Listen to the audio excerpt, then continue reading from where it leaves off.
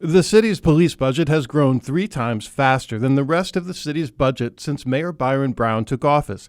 Today, taxpayers spend 54% more on police than they did in 2007. Meanwhile, the budget for the rest of the city's departments, parks and recreation, community services, has risen just 17%. That's way less than the rate of inflation. Basically, they're losing money.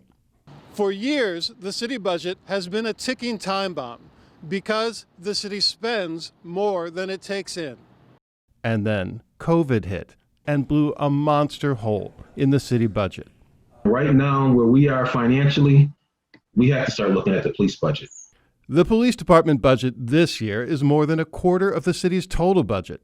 Payroll expenses account for most of that, plus generous pensions and lifetime health insurance benefits. Really, the only way to meaningfully shrink a police department budget is to meaningfully shrink the police force. Most cities Buffalo's size have fewer cops based on population.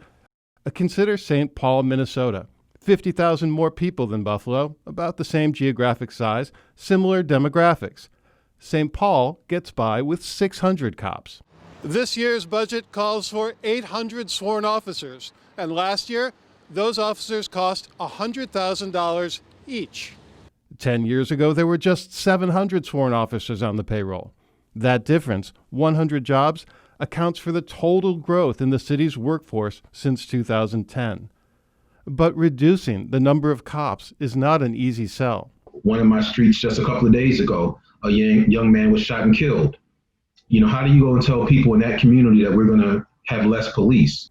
But Wyatt also says the city has to take a hard look at how we're using police and what we get for our money. When you talk about someone calling the police because someone is parked slightly in their driveway, is that a good resource, a good use of their time? No, it's not.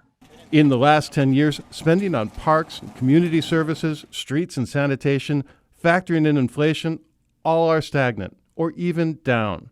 Cutting the police budget, even just a little, could free up money for other city services. For example, this year, the police budget includes $500,000 for furniture and office equipment.